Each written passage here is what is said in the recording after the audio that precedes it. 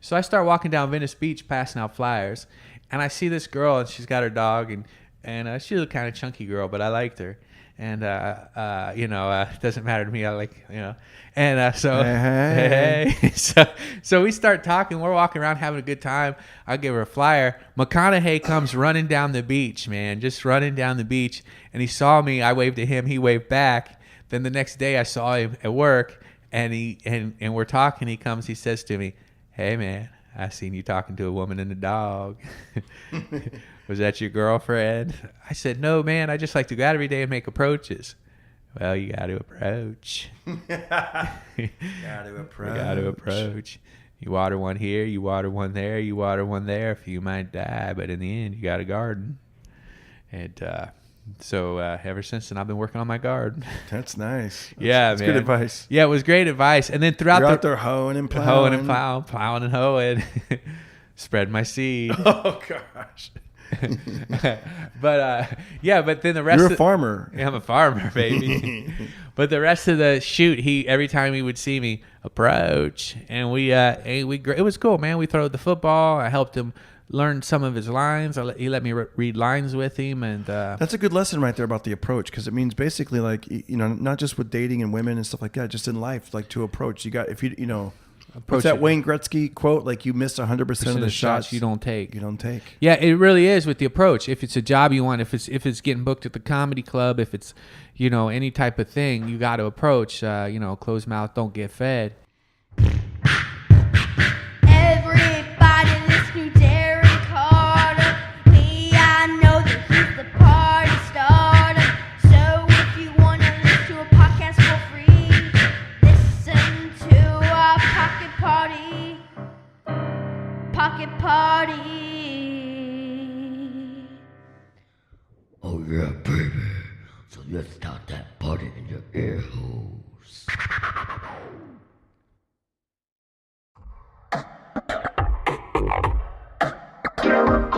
Everybody listen to Darren Carter. Yeah. We all know he's the party starter. So if you want to listen to a podcast for free, then listen to a Pocket Party. Pocket Party. Darren.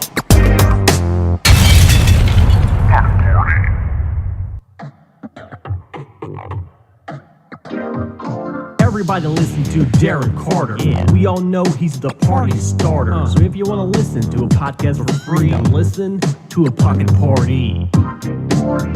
And we're back. Are we back? We are back. I love it, man. My favorite thing to do outside of stand-up comedy is what? Podcasting. Thank you, guys. I want to thank all the good people who joined the Facebook group. We're getting it started. This is kind of cool. It's like our little secret on the internet. We have George Lloyd, Dana Cornelius, Robert Levier. I hope I pronounced your name right. Jim Bryan Music, who you just heard. He did a theme song. My son recorded the original theme song for Pocket Party Podcast. Big shout out right now to Austin Carter. Yes, Austin Carter, 10 years old. And he created that theme song, and I said, if anybody wants to do a cover of it, I'll give you a shout out. And right away, Jim Bryan Music sent one in, all the way from the Netherlands.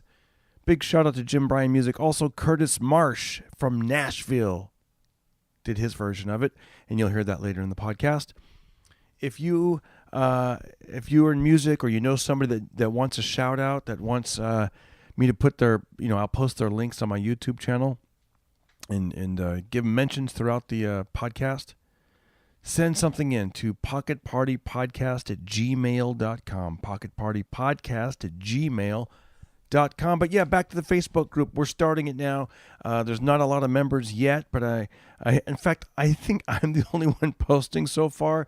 But I've heard that's normal. I've talked to another podcaster. They said it takes 2 or 3 months. You got to just keep at it, and then eventually the listeners start, posting memes and stuff. And they said the memes is really what took it off. When something is mentioned on the podcast, and then somebody puts a funny meme related to what you guys talked about, and then people will like, hey, that's kind of cool. I should do something like that. And then maybe somebody out there is an artist, and they'll draw something, and that's what gets it going. The Pocket Party Podcast forum on Facebook. Just search that, and you put a request in to be a member, and the administrator will approve you. And right now, I am the administrator, so motherfucker, you are approved.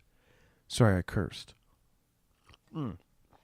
I try not to curse too much. It's just my own personal thing. Oh, big shout out once again to Lee Meyerhofer. Lee's great, man. Almost every time I take the same podcast, which congratulations to us. We made it, guys. We're on iHeartRadio now. This podcast can be heard on iHeart. It can be heard on Spotify. It can be heard on Anchor, of course, Apple, iTunes. And we just got approved to be on iHeart. So right now, it's on iHeartRadio. Yes. But every time I take it, I personally will upload it to Lee Meyerhofer until we get the funds and the budget to get, I can hire an assistant. I do it myself. And Lee Meyerhofer always is like one of the first people to leave a comment. I think that's his main way of listening to podcasts is probably YouTube, which is cool because then you know, if you're already on YouTube, then you can see my videos that I'll be posting or that I do post. Shout out right now to Rems, and Keith Brower. What up, buddy? Keith Brower. As you guys know, before I get into that, and if you want to throw a little donation, you can always do that. Go to the show notes, the details, and you will see a little link that takes you to the Anchor, which is where I host my podcast. And they have I think 3 different options. And it just gives me enough motivation to really expand this and keep it going. And I would love to be able to, my dream for this podcast is to have, to be able to pay guests, have an assistant, and have my own studio. That would be like the big 3. And also, I take that back. To be able to, do a couple of episodes and be like, you guys can catch me at the Fox Theater and, wherever, Denver. And then within 2 episodes, they're sold out, like at that Joe Rogan level. So you got to dream big, guys. You have to dream big. Because even though I'm doing comedy all over, I still hit those late night spots. In fact, I'm going to play a little bit of that for you in a second. And on this podcast, we go deep, man. Brian Swinehart, good friend of mine. And I think we talk about how we met on this podcast. I'm not sure, but that's irrelevant. I think we get into it. But listen, he does stand-in for movies, and I ask him about different movies that he's worked on and different actors. And then we talk about he had a boating accident, and he's okay. Spoiler alert, he's okay. But how he's working through that, and he's, bouncing back mentally and physically. And he reveals something on this podcast that just blew my mind and motivated the heck out of me. So let's get into it. But not yet. Shoot, what was I going to show you? Oh yeah, right here. I always feel like I'm rushing on this. I gotta relax. Relax. You're not going anywhere. All right, here, check this out. I like to read. If you guys can, which I know you can, please. The way that this podcast gets higher up on the rankings is with ratings and reviews on iTunes. Okay, so please, ratings and reviews. All right. Here's the newest review that I saw. Let me see here. Love This Guy by Lenny and Friends. Here's what they write. Haven't even listened to the podcast yet, but I know it'll be hilarious because Darren is so naturally funny. Oh, that was very nice, buddy. Who else can we read? Here's one. Love This Pod by PodFan99. I just found out about this podcast. One of my new favorites. Consistently funny. Keep it up, party starter. You got it. From Orlando. Was a blast seeing you in Orlando a few weeks. Got the CD, which is, I have one of 4 CDs. So, bam, I don't know which one they got, but they got one of them. By the way, it's another thing you guys want to help out. Throw me a few dollars by purchasing my CD, burn it, and sell the rest to your friends. I do not care. Got your CD and connected to the podcast. Definitely keeps me entertained. Keep up the awesomeness. And that's from TJ MCO. We got Caesar. It's Caesar in. My favorite comedy podcast since the party starter came back. When you need a break from politics or fennel twig salad recipes, pick this one, and it's free. I had not known of Brent Ernst, but I will check him out. He loved that Brent Ernst episode. That's really cool. I love this one too. Last review, then we'll move on. By J.C. Is it J. Cesarp? Yeah, J. Sarp. I'm a big fan of the new podcast, Making Mondays Tolerable at Work. God, I know that's right. That is so right. When you're not doing something you love, it is like yikes. It sucks. Okay, so what I was going to tell you is, I got some shows coming up. Depending on when you're hearing this may be in the past, but this Wednesday, August 29th, I will be at the Ontario Improv. October 19th and 20th, Dead Crow, North Carolina. November 8th, 9th, and 10th, I'll be in Reno. November 23rd and 24th, back in my hometown, Fresno, California. I'll be in Clovis at Dicicco's. They got a nice showroom there in Clovis at Dicicco's in November. And December 14th, 15th, and 16th, you can catch me at Tommy T's in Sacramento. All right. So I don't know if I told you guys, I'm going to be recording a new album. So I'm putting the stuff together. And what that entails is even late at night, I do these spots. I think there's like 15 people in the crowd. So you guys usually will see the finished product. You know, sold out shows or close to a sold out show, or maybe I'm on a show with other big names. And but I want you to know I'm out there, man. I got my sleeves rolled up. I got new flashlight batteries in, and that party starter is out there working day and night. Day during the podcast and doing stuff like this, and then at night doing these shows. I want to show you guys not just the finished product, but even when it's like late at night. So here's a little show I did the other day. Let me see if I can play this, if it'll go up. Is it going to go up? I don't know. I hit play. He was just making me laugh backstage. Oh, yeah. Okay. All right. Hold on. Let me turn that down. How do I make this thing bigger? I don't know. Hey, that's what she said. Okay. All right. Okay, here we go. I think I'm the last one. Am I the last guy? Yes. Cool. Let's bring it. Let's blow it out. Wait a second.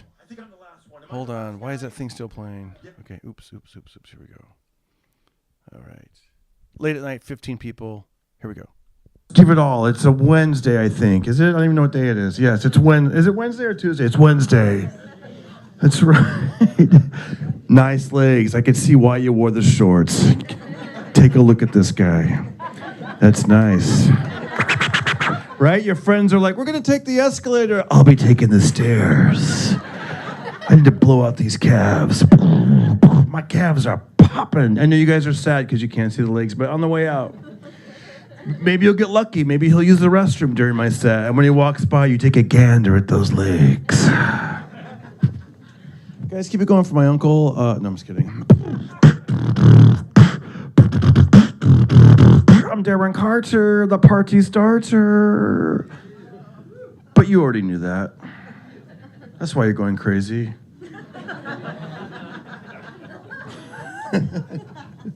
Not one person was like, yeah, party starter. You guys are like, is it a pajama party? Because we're tired.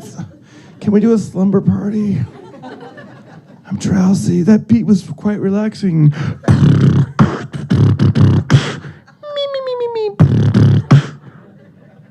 Rockabye audience. When will it stop? All right. Does it look like Bruce Willis in here, or is it just me?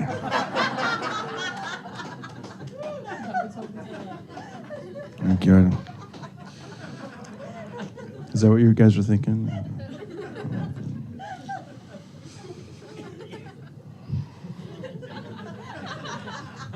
Dude, if you're a white guy, just shave your head, because then you'll get the Bruce Willis. It's the best thing ever.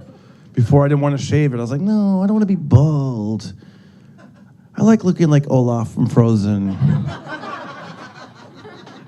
I don't want to be bald. I don't want to be bald. And my friend was like, it's too late. You gotta shave that shit. Your hair look like a cul-de-sac. Okay, you get the idea. Little late night vibe. I like doing that, like behind the scenes. Because who else is going to hear that? You guys on the Pocket Party podcast. You know what I'm saying? Or if you were there that night, then you'll hear it and see it. But anyways, this is a great podcast. You'll see what I mean. It's a lot of laughs, and then we're not afraid to go serious. We're not afraid to take that turn. In fact, that was one of the compliments I got recently from Carl Angel. Big shout out to Carl Angel. He goes, I've listened to 4 episodes, and he goes, it was really interesting he goes, knowing you and your style and how quick you are with jokes, and it's called Pocket Party. I thought it was going to be kind of like a morning zoo, like morning zoo, pocket party, and he goes, and I like that it's not, because that would have been cool, but he goes, I like it's even more so that it's comics and you guys are talking and having these great conversations and you're not afraid to get serious. He goes, hey, I even love it how at the end you'll go, do you have any words of wisdom, anything we can carry on in life? But anyways, enough of that. We're here together, and I want to thank you guys for joining me once again. It means a lot, the pocket party. Now let's get into it. See you soon.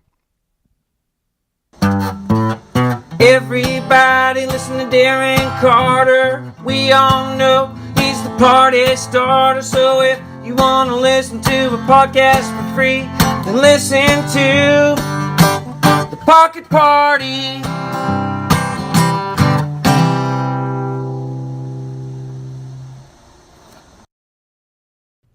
And we're back. That's right, it's swine time. Hey. That's right, Brian Swinehart. So, Brian, you know him from the very first episode. It was the gratitude list. So, Brian, how you been, buddy? Man, I've been doing all right, man. I've went through a little tough spell here over the last 6 weeks, but we'll get to that in a second. For those of you who don't know Brian is a very handsome young man. In fact, you do stand-in work for different actors and whatnot. And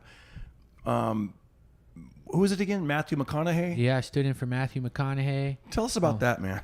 Oh, dude, that was awesome. So, I'll take you from the beginning. Let me take you from the beginning. So, I was living with my friend Mike Circlin in this house we called it the Pink Castle because it was this house that we lived in, and I was on my final unemployment check, and it had just come in. It was a Friday, and I got this check, and I'm sitting there on the couch all depressed, and I'm there with Mike and my other buddy Chris, and we're smoking weed, and I'm thinking to myself, man, it's about time I maybe pack my bags and get back home to Ohio. And about 30 minutes later, I get a call, and it's this lady. She goes, hey, Brian, this is Gypsy from casting. We have a potential job for you to stand in for Mathew McConaughey. What's your level of stand-in experience from 0 to 10, 10 being the highest?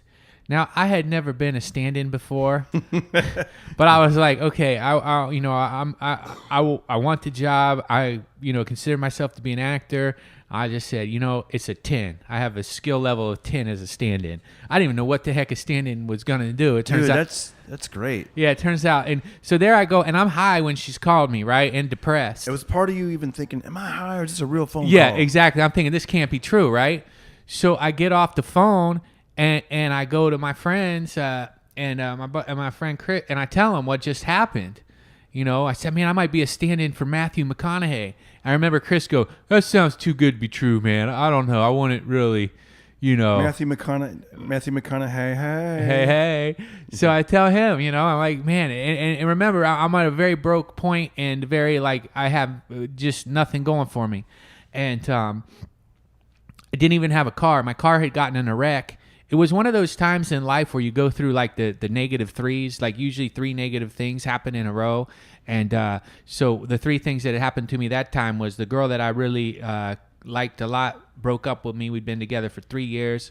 Then my oldest brother, he died of methadone. And then my car got hit from behind and it was undrivable. So it was... 3 negative things kind of back to back, but then I get this call about a year later, right? And so then that song Today Was a Good Day, that came on the radio. Ice Cube, yeah. Yeah. Today was a good day. So that comes called to be a standing for Mathew McConaughey. Yes, exactly. That's exactly what happened, man. So I'm thinking, man, so then I go to this little interview thing, right? And they have me there and they're practicing with this camera, to set up the shots, and they said, take your shirt off. So I took my shirt off within a second. The director and DP started laughing their asses off because of how, I didn't put up any resistance. Dude, you could have told me to pull my pants down right then. I was like, man, I need this money. I need this job. I'm fucking, I want this gig. And then I got the job, and I didn't know what the hell I was doing, but I kind of just, stayed as close to the crew and the DP as I could. Were you in shape at that point? Were you in that Mathew McConaughey shape? No, I was not in shape. In fact, a lot of the guys teased me because there was a scene where McConaughey's in a wife beater. And then they put me in a wife beater, right? No. and my friend Matt, we became friends on that. Matt, he was a production assistant. So he goes, well, there's a big difference between you and him in this scene. As he's got those shoulders, man. I do not have shoulders. He got and I was even in worse shape. I mean, I don't know if I feel like I was probably in worse shape then than now because I was even more lazy and kind of like wasn't working out at all. Smoking weed, being depressed. Smoking weed, depression, feeling pathetically feeling bad for myself, whatever, just, girl break. Just the stupid pussy I was being. And, real quick side note before we get to the Mathew McConaughey story. Yeah. How does one pull themselves out if they ever find they're in a nosedive of the, as you said, the negative threes, all that stuff? How did you pull yourself out of that? Man, I guess I just had stayed in the game long enough to get a call that helped me pull myself out of it. It was literally this job that turned my life around for a lot of, from 2000, because this was in 2000. But it must have been a mindset though. You said yes when they said scale of 1 to 10. You said yes. I said because, 10. In other words, I don't want to like leave luck up to the chance of pulling yourself. It wasn't out. luck. If it wasn't for that phone call, it would have. There has to be other ways. So it was your mindset must have changed. Yeah, it must have been something you did. It was me believing in myself that, hey, I don't know what the heck this means to be a stand-in. What does that mean? But I know I can do it. Whatever it is, it can't be that hard. That's good. I just stand there, right? I stand there. I do stand up. I can do stand in. Matthew McConaughey was standing there. He wants to go on a break. I'll stand where he was standing. Yes. Well, that's what I would think it is. Yeah. Because I remember when the first time I moved out on my own and I moved to the big city and I was living in the Bay Area and I called my friend, goes, dude, you got to start saying you have job experience. You can't be. And he goes, because I was being way too honest. Like I called a deli and I remember at the time they were like, I think it's back when minimum wage was like $4.25 an hour or $3.35 an hour. It was really low. But this job paid like $6.50 an hour. And I was like, whoa, $6.50 an hour? Are you crazy? I'm like a Rockefeller, baby.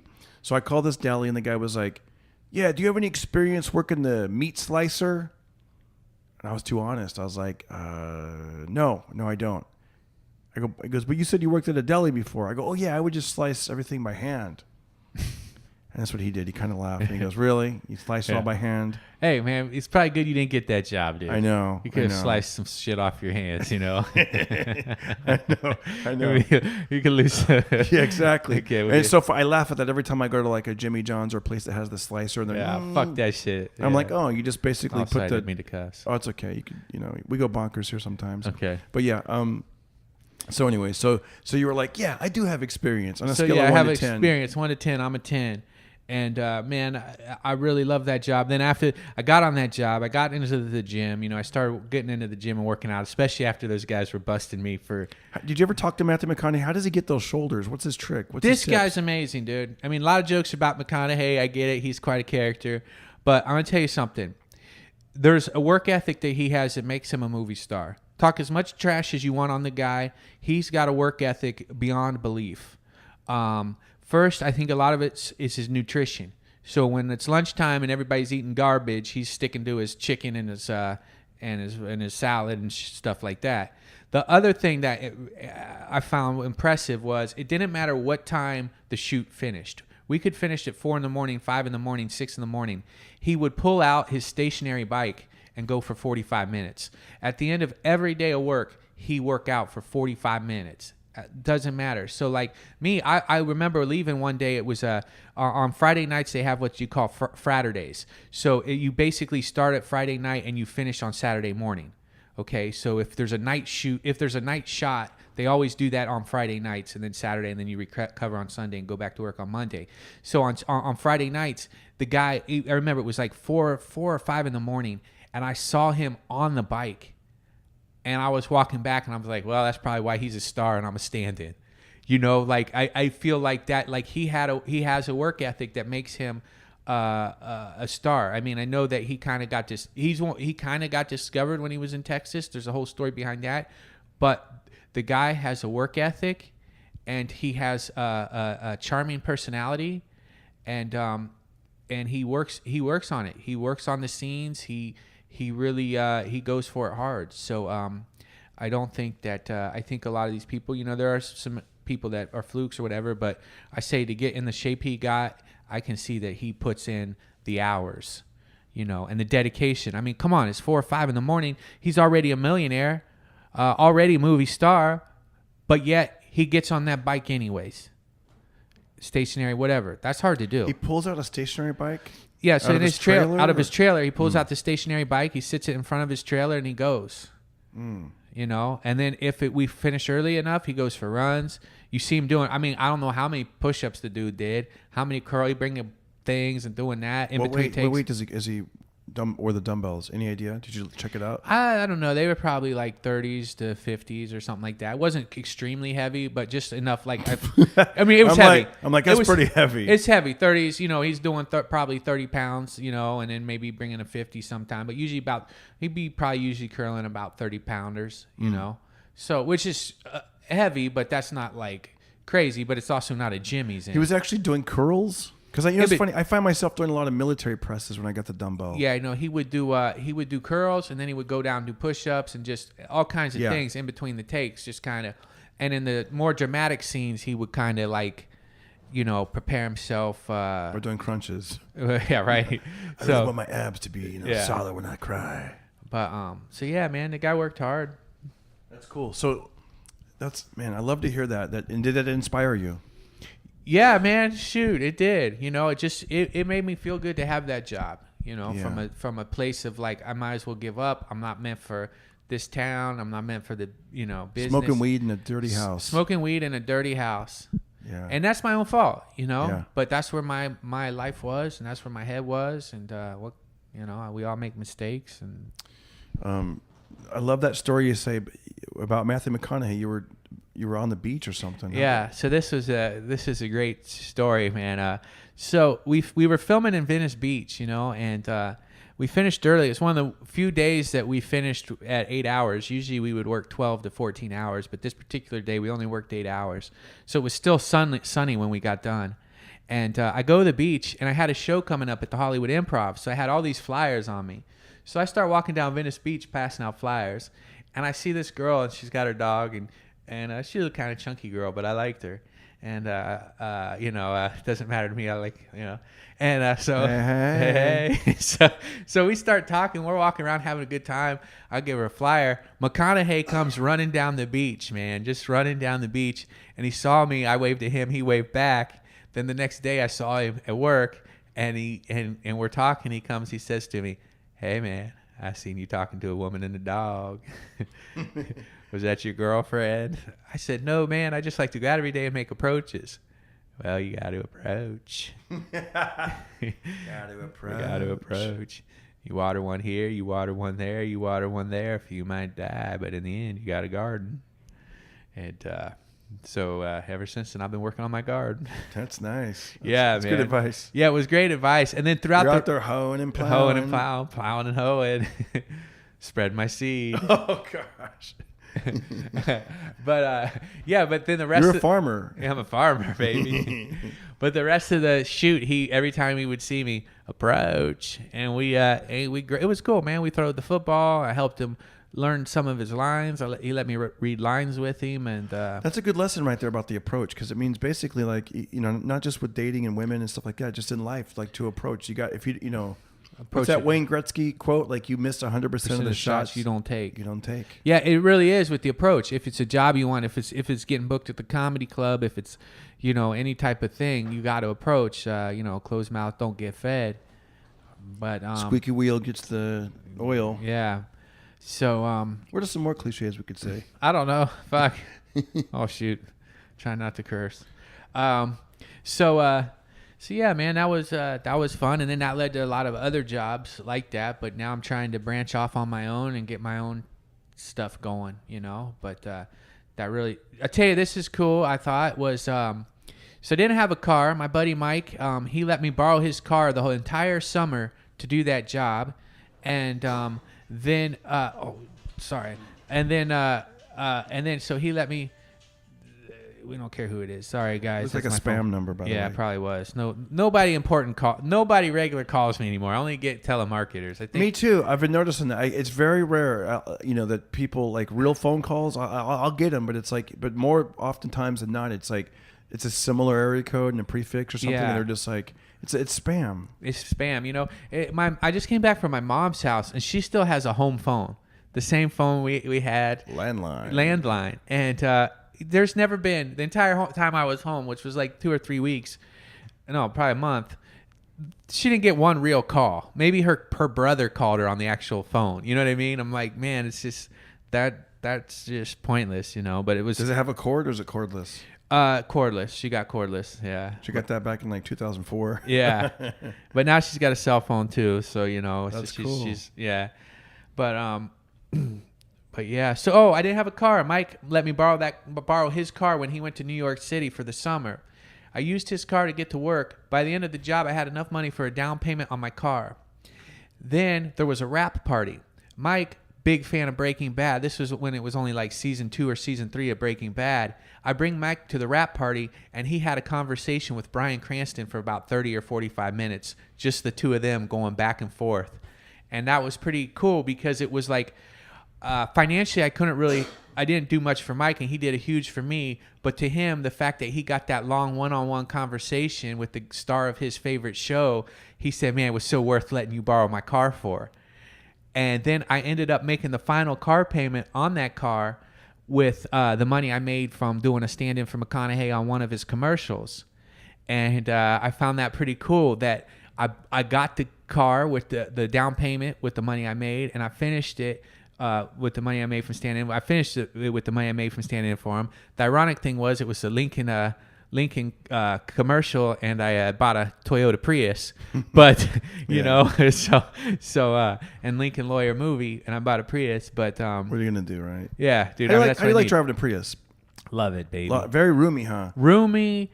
I mean, they get like 52 miles a gallon or something like that. Yeah, I think I'm more like 44, 45, but you know, but roomy, and you know, it's good for me too because I had a Mustang when I was 26 or so, and I flipped it and dang near killed myself, and so you know, it's not like, you know, anything could happen. I mean, I'm not saying nothing. I don't want to jinx myself, but you know, you're less likely to flip a Prius than you are a Mustang. You know, so. So especially us doing gigs all over the country. I mean, man, well, you get in the car and you drive down to El Paso or New Mexico or Phoenix or, you know, Salt Lake City, wherever the heck we drive to do a gig. Montana, I don't care. I'll drive anywhere. But I like that Prius. I like to, you know, listen to my podcast and my music and comedians as I drive, and it's got the Bluetooth, so I like it. That's wonderful, man. Yeah. One thing I noticed, are you single these days? Yeah. I know whenever we hang out, I'm like, you have that ability to, this is for people that are maybe isolated or lonely or whatever, and they're like, how do I, you do what Mathew McConaughey, you make approaches. Yeah. What's your opening line or way to, because even on the way to this gig we did this afternoon, we're at the Improv right now. By the way, I'll be here when you listen to this, August 29th, the Ontario Improv. But yeah, we did a daytime show here. You make those approaches. What is your advice to people, and how do you do it? And you're not afraid, right? You're not like, I'm going to be. What do you do? What's the opening thing that you would say? Hey. Really? Is it hey? It's always hey. Is it two heys or one hey? It depends. Hey, or hey. It just depends. I always say hey because the reason I said it is if you look at Brian on his YouTube channel or check out his podcast, don't you open up everyone with hey? Yeah. That's just, you know, I used to, you know how that really came about was that when I would go visit my cousin and his wife, I would always hey to them, you know, and I would kind of do, and then they just started all the time saying hey, like they couldn't quit saying it. They say it to each other. They call each other on the phone, hey, and so then I was like, okay, you know what, that is pretty good. I'm gonna make it, and then I just started doing all my stuff, hey, and so you like when we went to Starbucks, I went to the restroom, I come back out, and you were sitting there. Some girl was like following you on Instagram right away, like Well, how did that go down? How did that transpire? Well, well, I'll tell you how it transpired. Is I'm buying my drink. And the guy working at the Starbucks, the barista or whatever they're called, barista. Yeah. So he said, is it hot out there? I said, yeah, it's pretty hot. And then she walked in, and I go, man, it just got hot in here. And she's like, me too. Hashtag time's up. Well, she didn't hear me say that, but then she walked to get her drink, and I'm standing there getting drink, and just kind of, hey, how you doing? Just kind of regular. You know, you're from Pasadena. Oh no, I live that way. Oh, my buddy and I are doing a comedy show. Which is hilarious because we were not in Pasadena. Well, wherever we were, I didn't. I thought we were in Pasadena. She's like, this guy's still stoned. Yeah. And then we just traded, Instagram information. I mean, I don't really think that I'll probably see her again. I mean, because it's like, just kind of a random you run through, but it's still nonetheless. Maybe I might see her again. You never know. But she was cool, so friendly. So yeah, man, I don't know. I just go. I say it's like numbers, dude. And you know what? When a lot of girls will be mean, a lot of girls can be mean about it, but I look at it like one failure closer to success. I once got shot down in front of a group of dudes that didn't really know me. They saw this. We all saw the girl. I went up, right? Get shot down. I get shot down. I walk back. I say, hey, man, it's one failure closer to success. That's how I look at it, man. It's like you got to approach, dude. And a lot of times I just do it for fun because I think I'm more of like the chaser, like hunt, have fun, and then like because then I get easily bored, you know. And then the whole I'm not really good at keeping a relationship going, but I like to to me it's a fun game, you know. It's a fun game talking to them, meeting them, and it's a lot like comedy has a lot to do with it, you know, because you're like on and you're joking and and a lot of that come from passing out so many flyers. And I know that at I don't want to how to say this right. I really don't need to pass out another flyer at all in my career. I feel like, to get people to, but really, there's enough technology and, I'm honestly beyond that, but you're out there passing out flyers. Come on, call me on my landline and my home phone. Yeah, exactly. Come on, my landline, home phone. But I like it because I like meeting people. Hey, you want to watch this VHS tape? Yeah. Well, because the thing is too, like, I've made a lot of friends, regular friends, dude friends, girlfriends, regular friends by going out on the street and telling them, hey, you want to come to my show? I love doing it. I don't know why. But a lot of other comedians say that makes me look degrading or something, and maybe it does in some people's eyes, but to me it's actually something that on a Saturday afternoon I don't mind, man. I'm walking around seeing the city. What you should do, that might be a way to build up your YouTube channel or your, you know what I mean, like this, hey, how you doing, you like to laugh, check out this YouTube channel, and next time you're sitting down and whatever, and then if you were to pass that out, that way you're promoting yourself, not just one night at a club or something. You're right. Building it give up. them something to look at where they go to, Darren Carter channel or Brian Swinehart channel or something. Yeah, it's a good idea. How about podcasts? You could say podcast, but I feel like sometimes people, I think everyone who's listening to this knows what a podcast is. Now I feel like maybe more people know it, but at the same time, if you're running around parking lots, hey, check out my podcast. Yeah, they might be like, well, what is that? I don't know what that is. Yeah, is it exactly. You needed something. But everyone knows like YouTube. Hey, check it out next time you're on YouTube. Yeah. Boom. Yeah. All right, here's what I want to get into. One more thing. You want to tell the Paul Walker story? You also did stand-in work for Paul Walker, right? Yeah. So tell me the reading you read or something. Okay. So I did a McConaughey job. Then after that, I started getting more jobs doing it. Just like anything, when you get referred and start working, and they feel, okay, this guy will stand anywhere. Yeah, this guy will stand anywhere. He doesn't ask for autographs from the actors. He doesn't like be a douche. Hopefully they don't think that. And so then I had a call on Fast and Furious 7 and it was a secretive job. It was after Paul Walker had passed away, and I always loved Paul Walker's acting. I thought he was a really cool guy, the way he walked around and moved and everything. And they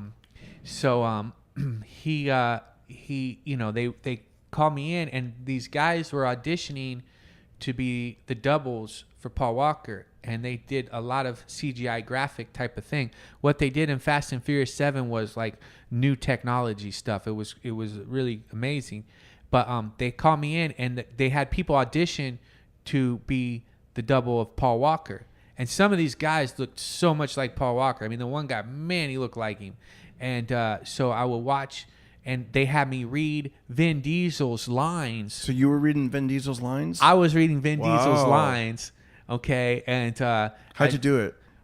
At first I did give me an example. At first, I'll pick up the car, slide underneath, right? I'm trying to talk, Vin Diesel, but he's got that weird voice. Do it as much as you can. Grab that, I'm gonna pick up the car, like move the car, and like move the car. Yeah, move the car, move. Yeah. But he's got that weird kind of voice. I never spent the actual time to learn it, but I just in my mind, deep voice, trying to be tough. and I would read it like that, and then one of the producers or maybe came up to me, and I think it was he might have been an assistant director, whatever, big shot, came up to me and goes, "Hey man, you don't have to say it like that. Just please say it regular." In fact, go ahead and just use your regular voice. Just use your regular voice. Just don't try to be Vin Diesel. And then you slip into Mathew McConaughey. All right, well, if that's how you want me to do it, all right. Wouldn't that be wild if you did that, and then they're like, you know what? I think Mathew McConaughey would be a good. Let's replace Vin Diesel with McConaughey. All right. Thanks, Brian. Now you're standing in and getting me gigs. Got to approach. I got a great story about Vin Diesel, though. Vin Diesel, cool guy, because Vin Diesel stand-in. He and I became good friends. And this guy had worked for Vin Diesel since Fast and Furious 1. The guy was a bouncer at a bar. And Vin Diesel was in the bar, and but basically some guy was bumping Vin Diesel, and this guy didn't know that it was Vin Diesel, and he told the guy, "Hey man, you bumping into my customers, let's get you a water, get you a little sober, and then we're gonna get you out of here." Okay, he did that, and then he went up to Vin Diesel, and he realized it was Vin. He said, "Oh, sorry about that guy. No man, it's cool." Then he got on set of Fast and Furious 1. Vin Diesel was standing in for Vin Diesel, and basically Vin Diesel took a liking to him, and brought him along for like 20 years, however long it been. Wow. And the guy has a real thick accent from Europe or something, so it's not like he really would have been doing that much acting parts because it's hard with an accent like that. Yeah. But he's gotten parts because of Vin. So Vin, what he preaches in his movies is kind of like loyalty and family, and I would say that from what I saw, he's kind of did it, at least with that guy he did it. So I would That'd be say, funny, like after a movie scene, like all the actors are hanging out at one bar, and then all the stand-ins are at a different bar. it's kind of like that, dude. Really? I mean, because you don't want to. People are like, "Oh my God, you're there's not- Matthew McConaughey and Vin Diesel and Paul Walker's lookalikes." Yeah, right. Like, I mean, when you go to the parties, Hey, we're all just a little off. yeah, I don't got the shoulders of Matthew McConaughey. And I don't speak English like Vin Diesel. That'd be hilarious. Yeah. So, yeah, man. So it is kind of like that. Yeah, because you are separated on the movie sets. They separate people by titles. It's really kind Hey of weird. Matthew, I'm gonna jump on your treadmill here, your bicycle, your bike. Yeah. Hey, why don't you just run in place next to it? So anyway, so yeah, man, I did that. Oh, so the audition. So the one guy come in. So like a lot of guys audition for the Paul Walker thing. And then one kid came in, and I was like, God, this dude's an awesome actor, man. He walks just like him, He moves, was really mimicking his him. Perfect. I was like, this guy's awesome. And then turns out after the auditions, I found out that it was Paul Walker's youngest brother, which that was kind of crazy to me that they had his brother's audition, but I guess that makes sense. So then his brothers were his photo doubles, and there was another actor as well that was a photo double that was a regular actor. And then I would do... they used me for some of the insert shots with my hands, and so. I wonder why would they use an extra's hands or a stand-in's hands, not just the actual actor? Like, oh wait, I'm sorry, it was with Paul Walker. But I've even done it for other actors. Yeah. Okay. Because what happens is, so for instance, I did on Cowboys and Aliens. So Daniel Craig is over on set, and his stand-in is over there with him. And they're on, the ace, they call it A set, the main set. And then B set is picking up insert shots. So an insert shot, you don't want to waste Daniel Craig time with picking up a picture of his wife and looking at the picture with the hand. You can just, you actually save time and probably money because, I see, yeah. you're not going to pay me, like Yeah. a penny compared to, Right. And then so they do that a lot of times with the big stars because you don't want to call the big star in to do like minor little hand stuff and have to pay them their rate. Yeah. When you can get these big budget movies they can do that on. So I've done a lot of kind of double type stuff which I really like. So that ended up being his younger brother, and I said, and this kid was cool, man. He was an EMT, and he said he had been living in Oregon, and I was like, where, Coos Bay? Just joking because I'd done a gig there, and that's actually where he had been living. Really? Yeah. Because most people would say like Portland or Eugene. Yeah, I just guessed Coos Bay because it's like this crappy town where I did shows at. Not crappy, country town. Yeah. Place where I did shows at. And A town that would book you, in other words. yes, exactly. I'm Exactly. I'm not getting a gig in Portland, but Coos Bay. Yeah. So People are like, "Hey, I'm from New York." "Oh, where you from? Albany?" "How'd you know?" That's who books me. I'm just trying to think of an off town, like, yeah, well, I think Albany's better than Coos Bay, but yeah. What's a shitty town in New York? I have no idea. Plattsburgh. I don't. That's way up at the top of it. But yeah. So hey, let's play that game. I'm from Florida. Fort Lauderdale. See, isn't that good? I don't know. Yeah, that's Fort Lauderdale. I don't know. Awesome. I'm not familiar with that side of the Yeah, country me as either. much, But Anyway. yeah, man. So he said he mimics. That was his brother. I said, man, I was so impressed because you did just like him. You walked just like him. He said, yeah, he always taught me when you walk, lead with your dick, And because he had that, Paul Walker had that cool walk where he kind of like that left leg would kind of drag a little bit. Just kind of subtly drag a little bit. I always thought that. I'll have to go back and watch. Yeah, he had a cool. He had one of the best, coolest ways to walk. Kind of like John Wayne would have that walk. Yeah. Well, here's another one for ya. Yeah, exactly. Yeah. That's the Well, kind of movie Pilgrim. star walk. Yeah. It's like that kind of. I'm Like not in a Fonzie hurry. had a walk. Yeah, Certain people have a walk. a walk. Yeah, and it's like, and that walk is like, I'm not in a hurry, but I'm gonna get shit done.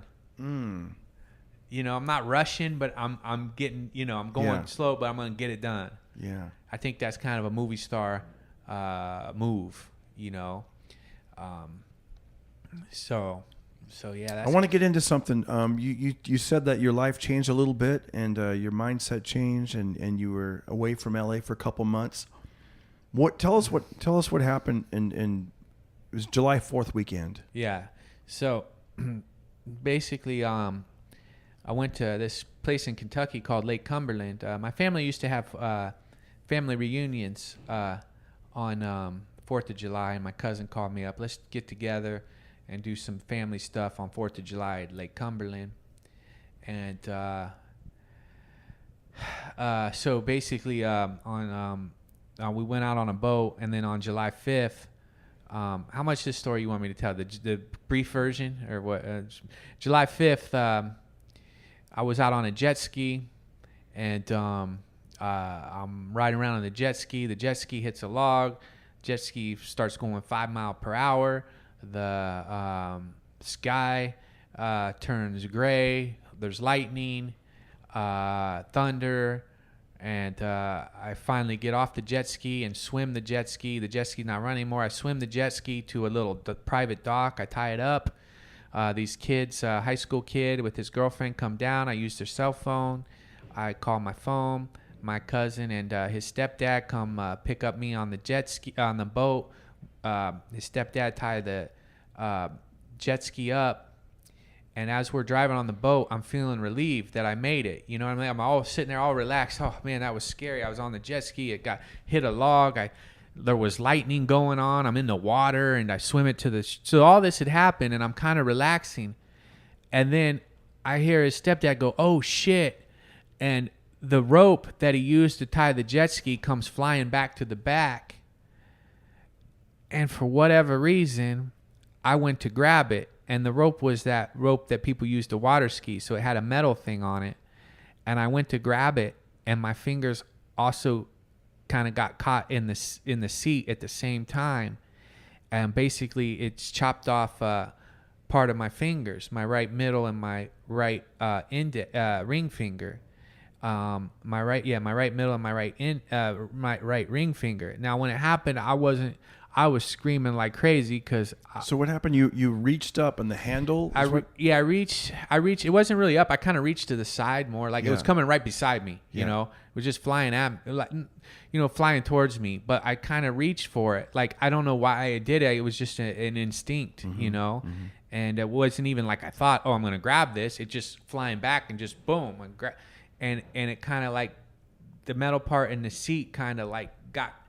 I don't know how to explain it. It just kind of gave it basically like a chopping board, The seat gave it like the metal a chopping board, and so my fingers are. That's why when people like are in tornadoes and stuff, they say it's not the wind, it's the debris. Yeah, it's the debris that's like zinging around, and I mean, there's. Oh man. Yeah, hay has been stuck in like trees, like yeah, a bow and arrow. But yeah, so you reached up, the thing gave it a cutting board, chopped my fingers off. I'm yelling, I'm screaming, and my first thought was I was afraid I wasn't going to be able to write again, you know. And when something like this happens, like now I'm like, oh man, you know. But when that happened, I mean, I was screaming, I wouldn't be able to write. My cousins, I was in so much pain, I wasn't thinking. I almost jumped into the water because I thought that would make it hurt less. Thank God I didn't. It would have been a real nightmare, right? But my cousin, he put a towel on my hand and tie up my... What'd your cousin say again? Oh, my cousin, I lost my fingers. Are you sure? Are you sure? I'm like, dude, I'm pretty sure. These fingers, I know what they look like. My fingers are gone, man.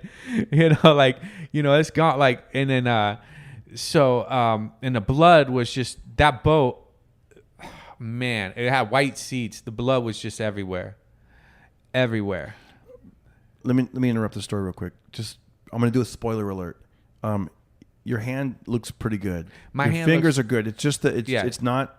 His fingers are not gone. It's a very little bit of the tips of 2 fingers. But it looks fine. We went to the boxing gym yesterday. He's able. It hasn't even been 2 months, and I'm back. He's back. It's like I'm back. You know, and it's like but I know guys say it's the tip. I'm tipless. You know, and I'm tipless. But when it happened, you know, and even 2 weeks after, as the damage was still getting undone and the bandages and all this, in my mind, it was worse than. Because you don't know what's underneath those bandages. You don't know what's underneath the bandages. Tell us what the lady said in the golf cart. Okay, so first I want to take a moment before I get there. Okay, so when I'm on the boat, I kind of have this where I almost faint type thing, and I'm sitting on the boat, and the sun is going down. And so, you know, in Ohio and Kentucky, the weather changes very rapidly. And at this point, the sun was back out again. But the sun was going down, and it was a perfect sunset. And I thought, how the hell can it be a perfect sunset when I'm going through this pain? Like, isn't the world supposed to stop and feel the way I feel? Isn't it supposed to be dark and cloudy and gray and the rain? You know, like, why? How can it be perfect when I'm feeling like this? You know, I always remember because that was just a perfect kind of that pinkish sky, perfect looking, perfect sunset just coming down. And I'm in pain and I'm like going crazy. And my cousin's trying to calm me down, but my cousin is always focused on his business, right? She said, it's going to be all right. I got my business. Things are going to work out. You're like, what the hell does that have to do with me? Yeah. Is your business going to build a time machine so I don't reach for the rope? He's like, it's okay, bro. I got a lot of Twitter followers. I got Instagram followers. I got downloads on my podcast. Dude, what if I did that too? Because you know what it is? Everyone's in shock and freaking out, right? And just talking about what you already talk about. Like, he's just trying to calm me down. Yeah. But with what he's talking about, I'm looking at him like, what the hell? Who gives a shit about your goddamn business right now? You know? Like, who cares about the goddamn business? Yeah, unless we're in the jet ski rope business. Right, you know, like, dude, unless you're building a time machine, I don't think your business is going to do much for me. You know? What business? Do we want to say what his business is? He does search engine optimization, so he builds websites and stuff. Oh, my God. So, like, your business. He's probably just didn't know what to say. Of course not. And he was doing a good job of calming me down overall because he's talking to me. And then he said, tell me about the first girl you had sex with. I really don't want to talk about that right now. You're like, come on, did you finger bang her? Oh, yeah, exactly, dude. Oh, my God. You just said that. So tell me about the cart. So then we get off the boat. Yeah. There's a lady with You're like, take me to the hospital. Yeah, so there's a lady in a golf cart. My cousins get this lady with the golf cart. This is in Kentucky, by the way. In Kentucky. So I get onto the golf cart. They're in no hurry. The lady says to her friend, hey, Betsy, grab me a beer before I drive him. I'm sitting there bleeding, scared as hell. The most scared I've ever been. This is the most pain I've ever been. I'm so fearful. My life has changed right then at that moment. I'm like, I had never felt this kind of pain. Did she crack the beer open at all or no? Betsy ran, grabbed her a beer and handed it to her. And then she drinking it as she driving me on the golf cart. And I'm sitting here thinking, man, I'm about to die, and you want to drink this Coors Light? Like, I just couldn't believe it. She's like drinking it. She's like, hey, how's your cousin's business doing? How's your cousin's business? I mean, at least his business is doing good. You're like, what the fuck? Yeah. So there we are, man. And then my other cousin, she come in with the car and drive me, and we get to the hospital. And even then it was just one thing after another. I get there, the security guard's like, "Yeah, there's a guy last week come in with 4 fingers messed up, man. He wasn't acting hurt at all." I'm like, "Dude, up yours, buddy. Yeah. Up yours." Did you try to give him the finger? I tried to. Yeah. You're like, damn it, man. Yeah. Did you say they made a little joke to kind of lighten you up, like, come on down, you're the next contestant or something? Yeah. So the guy opened the emergency door and he goes, it was a male nurse. He goes, "Come on down," like it was The Price is Right. "Come on down," And then I guess they try to keep it light. And, they try to keep it light, and then she's like, I had some paperwork to fill out. She's like, "What hand are you?" I'm like, "Right-handed." Ooh, because I had to, fill out that, and then,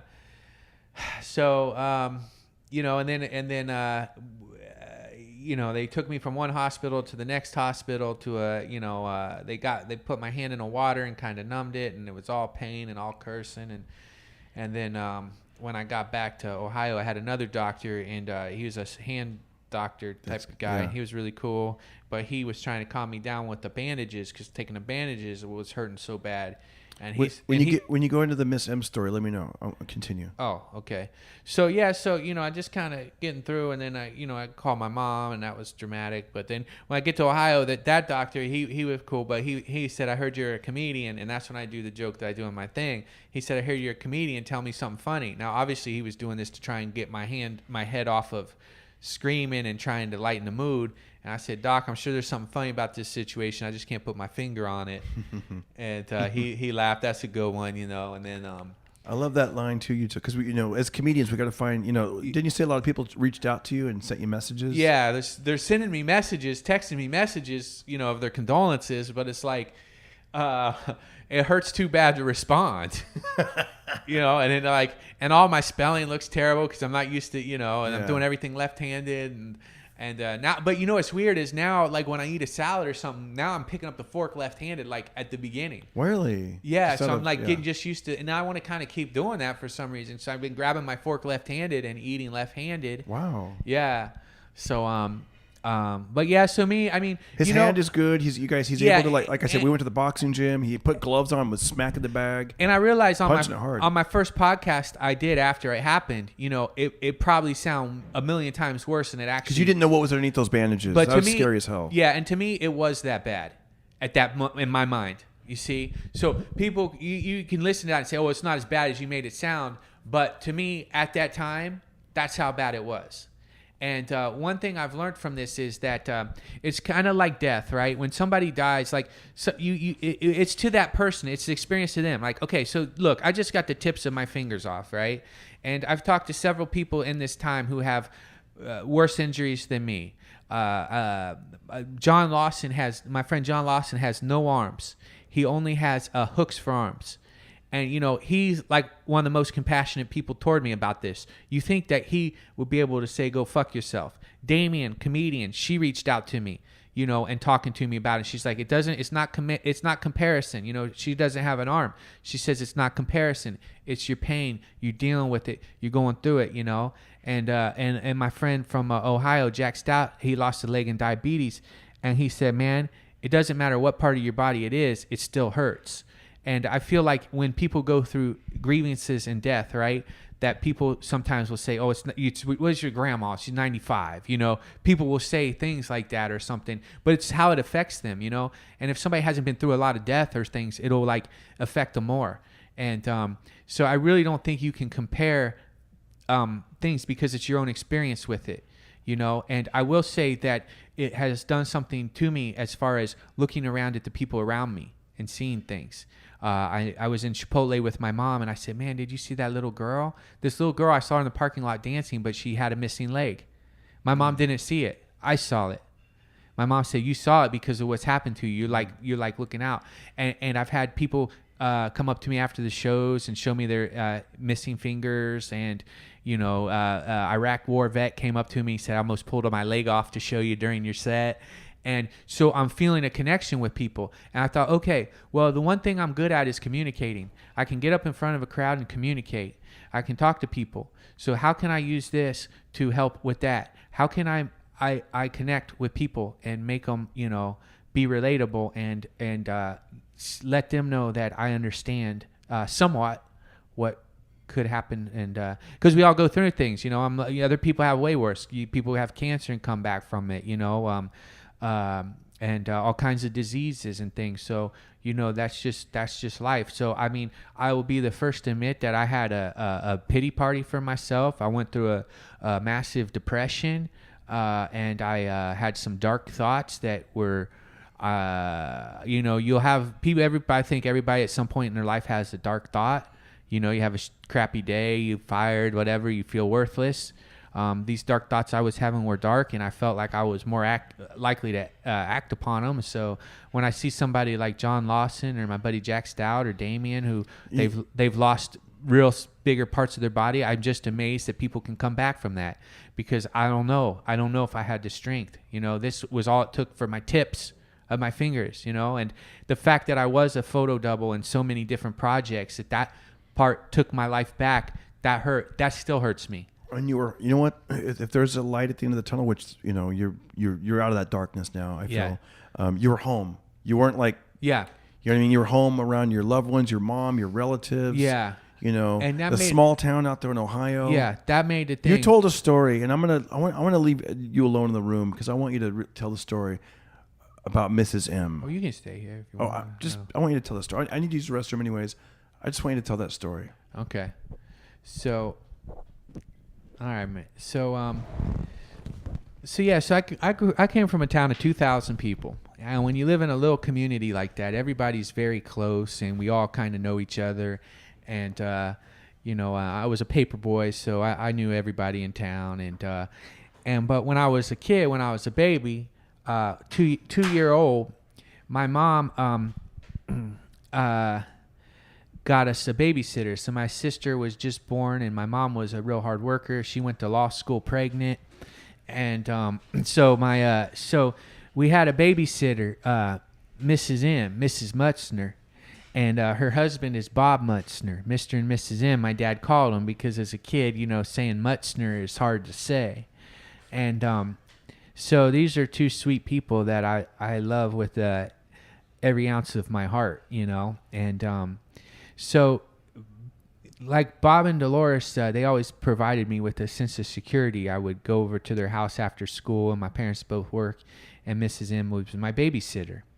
And I mean, I love them to death. And they, you know, it was like I had two families, you know. And they have always been a huge part of my life. And you know, when my dad died, Bob, he kind of like stepped in and helped me with some stuff, you know, almost like a second dad, you know. And Mrs. M was like my second mom, right? And a lot of the mannerisms and things I have is because of spending so much time with them. A lot of the way my voice is because I always liked the way that Bob talked and this and that. So anyways, here I am. This had just happened to me, this injury. And my bandages, the doctor told me to unwrap my bandages. And I have a tub of water in front of me, lukewarm water. And I'm getting ready to do this. And I called Mrs. M. I couldn't do it. I said, Mrs. M, can I come over and get these bandages unwrapped? And she says, don't worry about it. I'll come over to your house so you can and help you. And so she comes over and just sits beside me and helps me. And, you know, it's like she's been in my life since I was 2-year-old. And here I am, 38-year-old. And she just sat there patiently with me, you know, helping me each little bit. You know, I didn't have the strength to like rip all the stuff off at once. It was like bit by bit. And I look at her and I remember thinking to myself, is there a word that means more than love, right? Because I love Mrs. M more than about any, you know, it's more than love that I love her. The same with your mom or whatever, but my mom, but Mrs. M was just like, I looked at her and she's just such a patient, caring person. And I just looked like, I love her more than love, you know? And then, so she just sat there with me and it was such a tough experience as the tears. I mean, I admit I was crying, like the tears just come out of your eyes. You don't even have a choice in the matter. You know, they just flow out. And she sat there just with me so patiently. And as I'm crying into my tub of water, you know, and that, I'm so glad that my fingers are, that I can still write, because last year I wrote Christmas cards to everyone, and Bob, Mrs. M's husband, I wrote a card to him because he had just had a kind of heart problem and he had to have a pacemaker put in, and of course that scared me to death, and I'm crying, and you know, and I wrote him a letter for Christmas, and when I gave him the letter, you know, everybody exchanged presents. I went to take a leak, and then I come back out the bathroom, and there's Bob, and he's reading his letter, and his hands are just kind of shaking, like, because he's got his emotions. And this is a man's man. I mean, it's like a Clint Eastwood type of guy. He ain't got no emotion. He's a Korean War veteran, you know, tough son of a bitch. And I thought, man, that's what I love about my fingers, you know, is that I can write a letter like that to get to someone's heart, you know. And so that's what I'm grateful for, is that I still have enough of my fingers that I can keep writing, you know. And I like to write by pen better than type. I mean, I type now, but it's kind of weird because my fingers don't touch the keys like they did, so that's a little hard and weird. But you know, so I spend a lot of time with Bob and Dolores. They're in their 80s. They've been married for 62 years, and so it's kind of like they're my family, you know. I love them as much. And Dolores, when I was sitting there crying, I said, "I love you, Mrs. M," and she says, "I love you too, Brian, just like a son." And so I'm really lucky. So, anyways, but yeah, man, I don't know. That's kind of it, Darren. I guess the story, somewhat, you know. I love that story. Yeah. That's why I kind of wanted you to be by yourself just for that story, because. Yeah, I mean, I you know, when I first told it, my emotions were just sinking in. Now I can tell it like a story, you know, because when it first happened, I mean, yeah, you know, when I was sitting there and she's helping me with those bandages, I mean, what that meant to me is unbelievable, and how good people are, and can, you know, like, I just wish the world was full of Mrs. M's. You know, we all need a babysitter like that, and I couldn't. Nobody else would have done that for me. You know, it's like my mom had such a hard time because, you know, to see your kid like that, she's too, you know, and in California, there's nobody that would have done that for me. You know, I hate to say it, but there's, you know, people. Maybe somebody off Tinder. Or yeah, Bumble. right, dude. They stand me up on dates, dude. I don't, you know what I'm saying? Like there's no way they're going to do that, you know? That was great. Anything else you want to say about this topic? Because I want to move on to the next thing I want to get to you with. No, man. I'm just glad that you know, I had so many people that were helpful and that are still kind of supporting me, and that you know, I'm glad I got you know, so many people that love me, and I miss my fingers, but you know, I gotta keep going, and I gotta get over it, and you know, it's gonna take a little time. And I would like to say this too: the 5 stages of grieving. That's something that you go through with something like that. And that's a very interesting topic to look at, especially, you know, if you have somebody die, or if you have a big injury, or somebody leaves your life, you know, you go through those. And that's, you know, so if anybody wants to look into that was kind of, I learned about that because I went to see a counselor. The hand doctor sent me to a counselor because of my going kind of depressed. And she talked to me about that, and that was pretty helpful. But other than that, we can move on. Let's fucking get going with the forward in life. That's what I love about you, man. I love that you said, what can I do? And you reached back not only with your babysitter, but with your, I want to say, was it your high school wrestling coach? Okay, my high school wrestling coach. So my high school wrestling coach, always had a good, he wasn't my high school. He was a coach that trained me. He didn't coach at the high school. He coaches all these good athletes, good wrestlers in the area. He has a barn he has a wrestling mat in his garage. And you go over there and we say we're going to get our butt kicked at the garage, and you go in there and you train, and he recruits the best of the best. And you go in there and you basically wrestle. I mean, really, we fought as much as we wrestled, but it was like you're in a fight. Dude, when I was on the wrestling team, I used to go to the library and get these wrestling books, and it was always big. See, I felt like, man, wrestling's really popular in Ohio, Nebraska, Michigan, Iowa, like Pennsylvania. Like there's certain in the Midwest parts of the country where yeah. it's like, wow. Yeah, it's what we do because it's cold, so we got to stay inside. A lot of us grew up out in the farm area where there's not a lot, so you bale hay in the summer, so you get your strength going, and then so it's kind of like a lot of farm kids. They're really great wrestlers. I think the farm kids are usually the best wrestlers.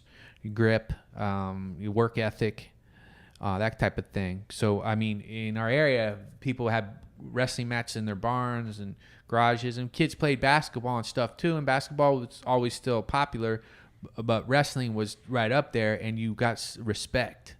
So your coach is 53 years old. 53 years old. He entered some contest. Mike Dehart. Well, see, he's been wrestling forever. He kept wrestling. He never really stopped. And then this year, at 53 years old, he won a wrestling tournament of about 16 people in his weight class, and open class. So he was wrestling guys that were in college, and he wins because I think a lot of it is his stance. Okay, so he wrestles all the time, so he's got all these years, right? He's got a stance that is hard to beat. It's hard to break him, and mentally he beats you. He slowly starts methodically picking apart. Okay, this guy's gonna be a sucker for the front headlock. Oh, this guy's all I got to do is, So he beats him mentally, and people are like, his legend is so much that it's a little intimidating, and. So when this happened and I called him, and this was when I thought my injury was worse than it was, he said, you can overcome this in a heartbeat. And then I went home and I started writing in my notebook, I can overcome this in a heartbeat, but it hurt like shit to write. But that's the first thing I wrote. And I got it down on paper. And so then I went to Coach Dehart, and he kind of get in my head, and we went through a little workout, and I videotaped that. I'm actually making a little short film about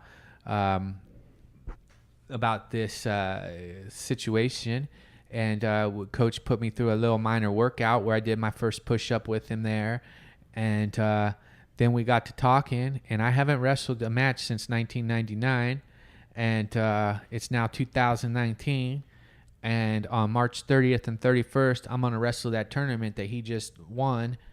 And it's going to be tough as hell because What's the name of the tournament? The Spatola Classic, which is named after Nick Spatola, who was a friend of mine who ended up wrestling at Indiana University All-American. So now he's become a coach, and he has his own tournament.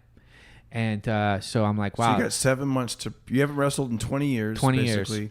So 20 years later, you're going to be like, okay, I'm going to do this. I'm going to make it my goal 7 months from now. 7 months and from you now. couldn't even, I remember when I talked to you during the injury, you were like, man, I'm having a hard time even putting my shirt on because the fingers would brush up. Yeah, I couldn't even put my shirt on because if my fingers bumped my shirt, it would send me into a rage of agony. Yeah. It just hurt so damn bad. Every little thing hurt. So, but, Coach was telling me, listen, you come back, you wrestle that match, you're over it, you do it, blah blah. And now there's a few other reasons I need to wrestle this tournament, and I'm not saying why those are right now. I'm gonna wait till it's done, but there's something even bigger than my fingers that's driving me to do this match, and that's for me to know and for the world to find out after I do it. But it needs to be done. And when I do it, it will probably be, to me, I think it'll be the biggest thing I do personally. Fuck business and all this other stuff. I have something to prove to myself. And it's really important. I mean, it's beyond important to me. And so every day, I mean, it's this next 7 months, and it got me out of bed. I was so depressed. But when Coach told me that you're going to wrestle this tournament, the next day I woke up. I didn't even think about my fingers for the first time after the whole shit. And I mean, I'm hungry for this tournament just like I was hungry to go to state my senior year. And when I went to state my senior year, dude, that was the best moment of my life, even now. And I don't want to sound like I'm Bruce Springsteen doing a Glory Days. Glory Days. But that was my moment, and in the corner of the gym after I won my match, I beat a guy who had pinned me 5 times, and I beat him to go to state. And I was, supposed to. I think I was the only one in the place that thought I could win. Maybe my dad, my coach, my high school coach was a little nervous. He said, "Just stay off your back," But I mean, I think most people. The guy had. Not only did he pin me 5 times. My best friend on the team, he ended his career the year before. He picked him up and slammed him and popped his elbow out, and he couldn't come back from it. So the guy was an animal. But I was in my groove, and I wanted it so bad that I won that match. And then I look in the corner of the gym, and I see my dad, and he wiping his eye with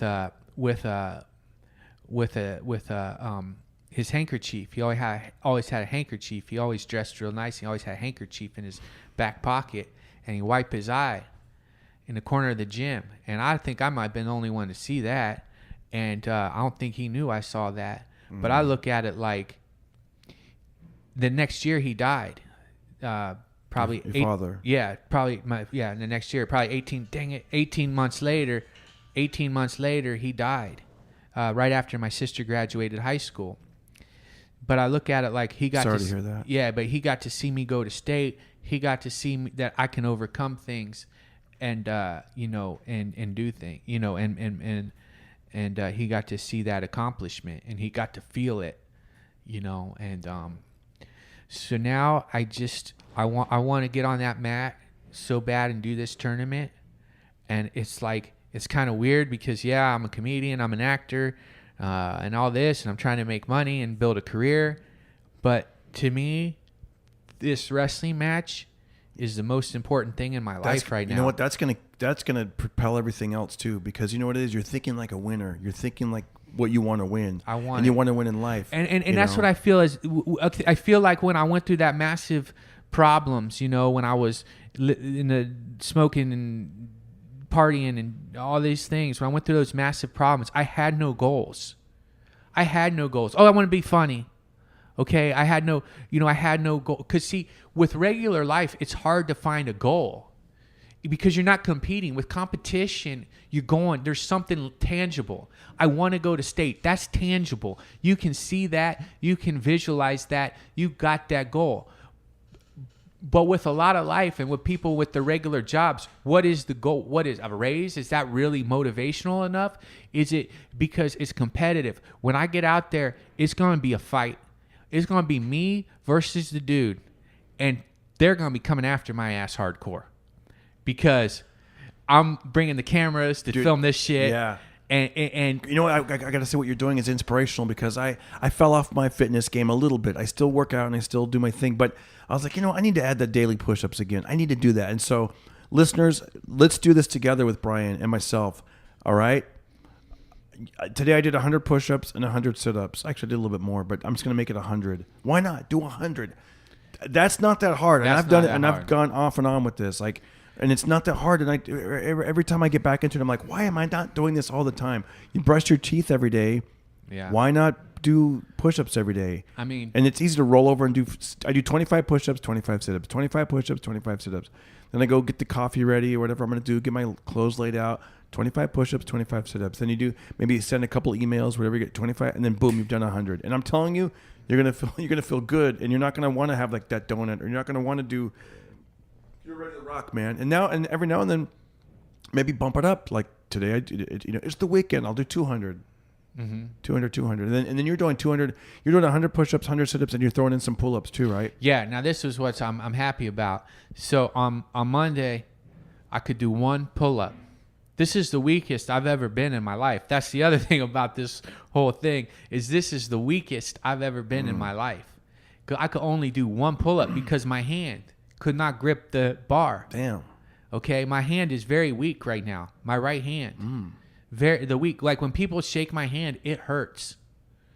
Especially these guys who You have know what you need grips. to do? You need to start bombing more so no one wants to shake your hand. Yeah, right. Yeah, because after the shows, and some of these guys, well, you know how it is too. When Yeah. somebody really likes your show, they come Yeah. up to you and they give you that, oh, that was awesome shake, Yeah. And I'm trying not to let them know, but it hurts. Yeah. So So you did 5 pull-ups, and then today, and then the last time today I did 4 sets of 5. Wow. So what I've been doing is I do my push-ups.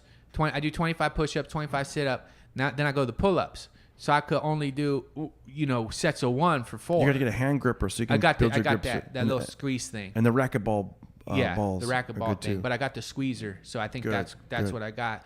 And then so Also, now- that boxing gym I took you to, I want you to go with me. If Yeah, we're going tomorrow. Keep that in the mix. Yes. So I want to do. How inspirational is that when you see these pro athletes, top level guys who I are know. fighting every other week on television?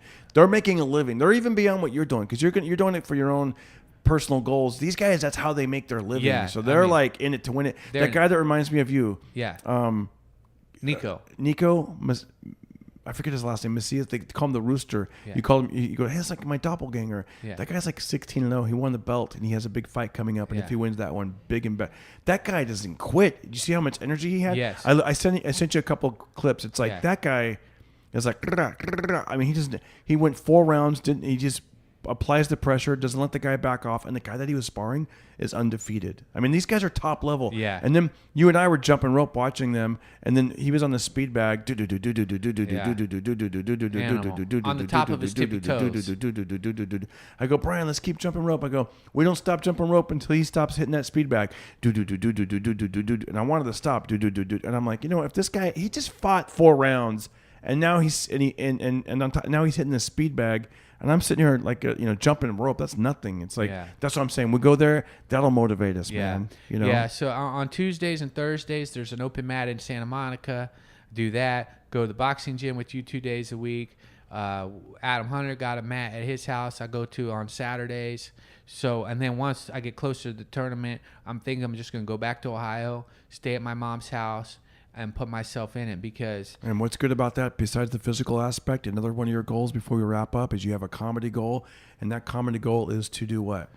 Do my CD, album, a 45-minute album, or 30, whatever. But Your first comedy my first album. comedy album on Pandora. I want it on Pandora or all the places, the platforms. I want it Yeah. on professional platforms. Yes. So that when you look up Darren Carter's,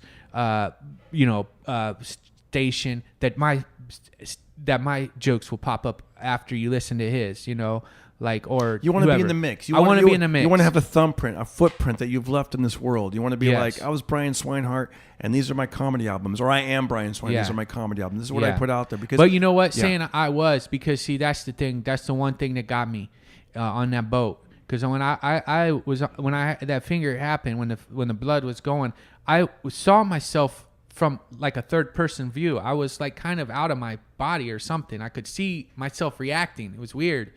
And then it came to me of all the times I've wasted with these hands. There's so much more I want to do, and that could have all been over, right?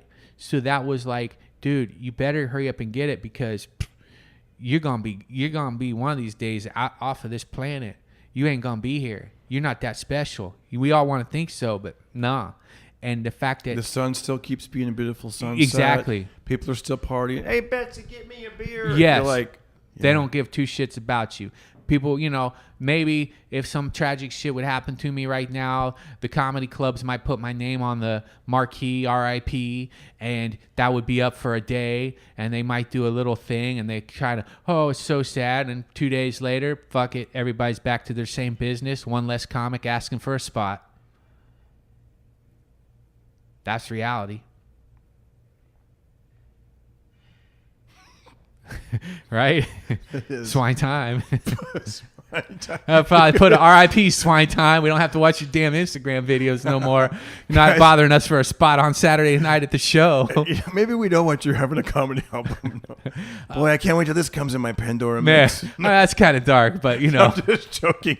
I'm joking. But I mean, That- realistically, that's what happens. That is, and can I just tell you, that's what I love about this podcast. When I say the pocket party, you know, it's like it's a place where people gather, and I want people to listen to this and know that yes, we can laugh, but yes, we can be real. This ain't no morning zoo, okay?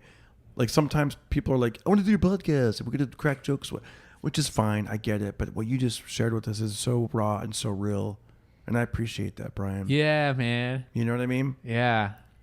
Yeah, dude. We got to make it happen now. I mean, and I feel like I've slacked, but I also feel like, you know, I've had a type of thing in my life where I've always sucked at whatever I wanted to be good at. I was the shittiest wrestler on the team, but every year I got voted most improved. And I feel the same way in comedy. I was probably one of the most shitty comics in Los Angeles for the first 5, 6, 7 years of my career. But if there was a most improved award in Los Angeles for comedians, I feel I deserve it. Honestly. If you look up that box search, Nico Messias, undefeated. Nico Messias. What I want to say is this, anytime I come up with an album, you know, it's time for me to work on my next album. I heard this great quote. I love it. Without a deadline, a goal is just a dream. All right? Mm-hmm. I go to that quote. Without a deadline, a goal is just a dream. I made it my deadline. I'm going to put this podcast out. I'm going to do it. Then I had other deadlines. I want my podcast to be on as many platforms as possible. I personally emailed and reached out and got on Spotify, iHeartRadio. We just got on iHeartRadio, by the way. I started that Facebook fan group, you know, for people, so we can gather together, guys. If you're on Facebook, Pocket Party Podcast Forum. I want people to share their stories. I want us to be a club, a group. We get together. When you're surfing the internet, you go over there on that Facebook group, and we share stories, and we become a family, and we grow this together. What I want to share with Brian, because I really want you to do this album. I know I've been bugging you for like the last year. I'm like, dude, you're too funny not to let your shit get out there. People got to come see you live. That's the only way. Come on, this ain't the 1970s. Yeah, you know. Right. There's a book that inspires me. It's called The War of Art by Stephen Pressfield. I love that book, The War of Art. And here's what it comes down to. I love this quote. There's a secret that real writers know that wannabe writers don't. And the secret is this. It's not the writing part that's hard. What's hard is sitting down to write. What keeps us from sitting down to write is what? Resistance. So you're done resisting, right? Mm-hmm. You're making these goals, you're writing this stuff down, you're getting out there and you're doing it. I just got to figure out what date I want to do for this damn comedy album. I would say before that, I want you to map out what you're going to say, what bits you're going to do, and then you get in, you know what I mean? And then you get about 80 to 85% there, okay. And then make the deadline, because otherwise it'll be an unrealistic goal. Yeah. You know, like if you're like, I'm going to do 500 push-ups a day. Well, by day 3, you're like, I only did 300. Yeah. Which, you know what I mean? Make them, let's do some realistic goals you can do. Because there's two. I think the first step I'm going to do is after the push-ups in the morning is I'm going to just make myself sit down and write for 1 hour. Yeah. And no matter what. Yeah, right. And I would say like work on the album, not just daydreaming, which is fine to daydream on paper, but like at this point, this goal is to get this album. Yeah. You know, because I've heard you say, I need to go write, but what the fuck are you writing? You might be writing stuff that's our projects and this and that, but at the end of the year, you're like, I didn't come up with my album. You got the album. It's there. Yeah. You got the stuff. I don't mean to curse. Yeah, I don't mean to be so passionate. But you know, back to this book real quick. It's called The Unlived. I love this chapter in The War of Art. He says the unlived life. And basically he's talking about people who've wanted to do stuff and they haven't done it. They have 2 lives that they live, you know. And at night it says, and I'll just skip to the end of it. It goes, late at night, have you experienced a vision of the person you might become, the work you could accomplish, the realized being you were meant to be? Are you a writer who doesn't write? A painter who doesn't paint? An entrepreneur who never starts a venture? If you are, then you know what resistance is. All right? Anyway, 7 months from now, you're doing the wrestling tournament. Do you want the comedy album to be recorded and released? Let's just put it this way. Recorded and edited and ready to go before the wrestling tournament or after the wrestling tournament?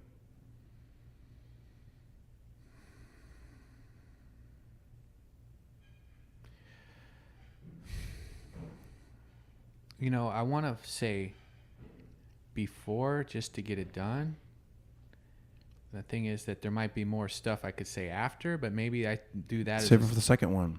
for the second one. The second album. Yeah, let's get it done before. Yeah. Let's get it done before because it's off my chest, and I can go into the match with confidence that that's one less thing I got to have in my mind. Absolutely. I want a clear mind for these fights, and matches, but I'm calling them fights. I want to thank you for coming on the podcast.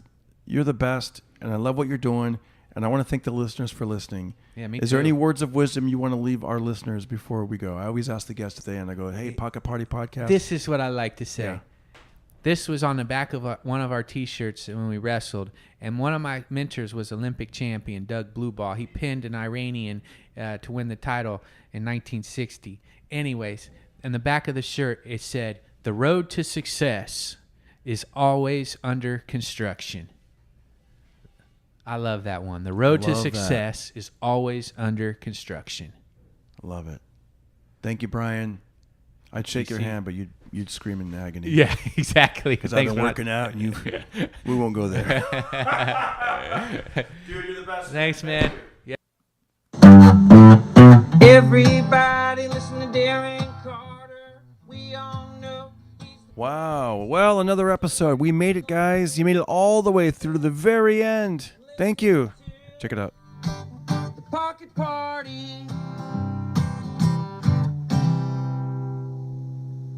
Man, that was something else. I want to thank my guest, Brian Swinehart. Let's follow him on his journey. Let's see what happens and give him some motivation and check it out. Once again, guys, a couple things. Reviews and ratings on iTunes are super important. If you want to do some stuff for free, which helps out, whatever you can do, spread the word, share it on Facebook, share this podcast on Twitter, retweet my pinned tweet. That's the top tweet. Join the group on Facebook, and we'd love to have you there at the Pocket Party Podcast Forum on Facebook. And let's say you're like, man, I wish I could buy Darren like a coffee right now or something. Well, then all you gotta do, man, check it out. Yeah, you got to.